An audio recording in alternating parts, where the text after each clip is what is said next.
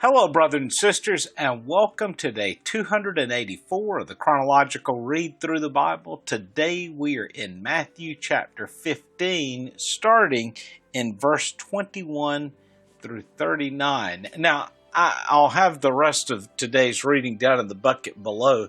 I want to say this is an interesting and challenging passage of Scripture, and it's a part of why I settled on this one to look at for today's commentary. Though I will still keep it briefer than what it really needs. It really needs a deeper unpacking. But let me share with you, just starting at verse 21, and we're going to read through this passage here as I explain it. Jesus went away from there and withdrew into the district of Tyre and Sidon. Now, this is an area which, even though it's still in a Jewish community, it's heavily occupied by Gentiles, and we're going to see this. So it says, and a Canaanite woman from that region came out and began to cry out, saying, "Have mercy on me, Lord, Son of David. My daughter is cruelly demon-possessed." Now, how's the Lord going to respond? And this is the challenge that we end up with. But he did not answer her a word. Now, she's come out, she's calling out to him, but there's something that we need to notice here, and that is how she refers to Jesus. And this is a part of sometimes what's easily overlooked in this passage, is she says, "Lord, Son of David." But she is a Canaanite. So what does she know of the Son of David? Now, I know my words there maybe even sound a bit cruel or challenging, but that is a part of what this message is about. Why does she call him the Son of David? And this is what is going to be revealed in this passage. So, back to verse 23, he did not answer her a word. And his disciples came and implored him, saying, "Send her away, because she keeps shouting at us." So now we learned that this was apparently taking place for a little while. And it wasn't just a one-time crying out, that she apparently was doing this as they walked along the path at least 4 or 5 times, maybe even more, that she cried out, imploring Jesus or the disciples to help her. But he answered and said, "I was sent only to the lost sheep of the house of Israel." And she came and began to bow before him and saying, "Lord, help me." And he answered and said, "It is not good to take the children's bread and throw it to the dogs." Now, again, this maybe doesn't sound like the loving, caring Jesus that you were always taught existed. You're saying he just called this woman a dog. Well, this was referring to the Canaanites. The Canaanites had been the enemy of Israel for many, many years, and they were not a God-fearing people typically. And now she has come out and is calling upon the Jewish Messiah to save her daughter, to deliver her daughter. And this is, in a sense, a testing of how would this woman respond. How do we respond? How do we respond to Jesus? Are we really worthy of his call and him calling us out and him saving us?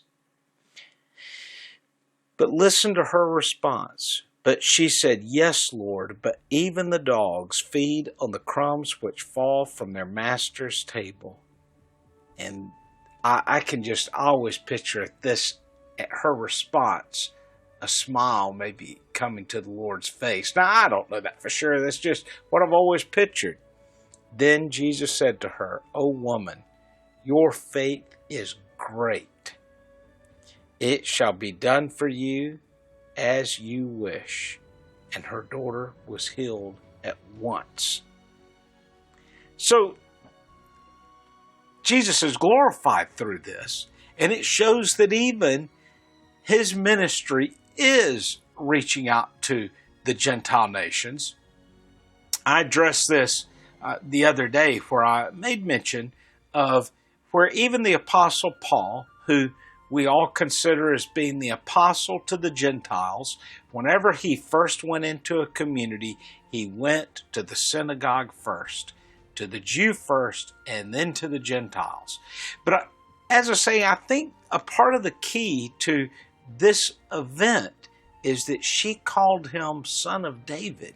And it almost puts the brakes on the moment, because why is a Canaanite referring to him as the Son of David?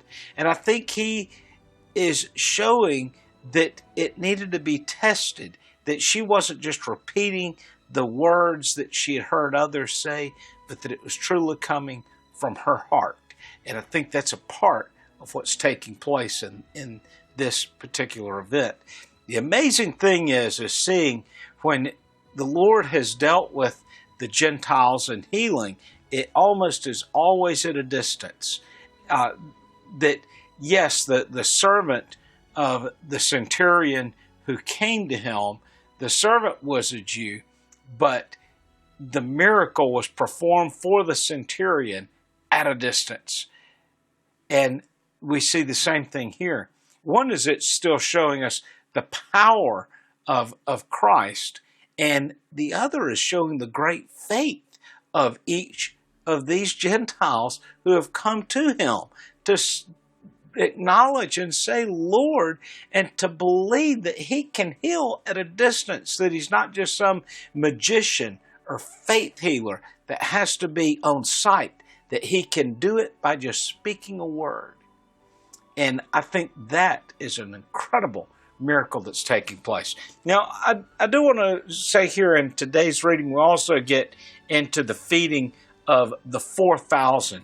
And sometimes people can make a little mix up between the feeding of the 5,000 and the feeding of the 4,000.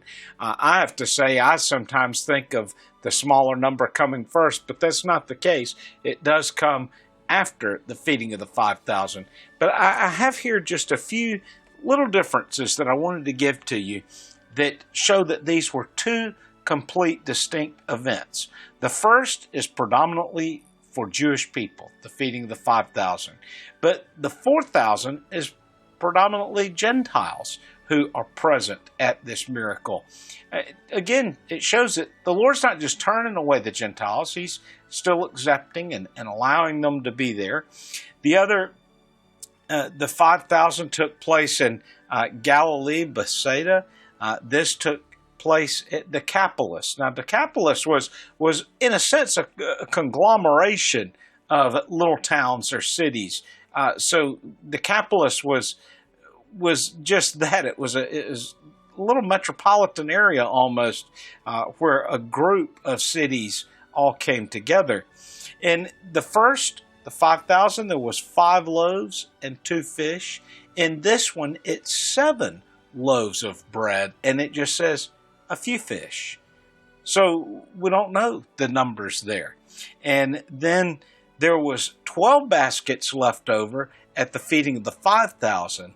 There's 7 baskets left over at the feeding of the 4,000. And then we have this picture of that the first took place in the spring of the year, the second took place in the summer.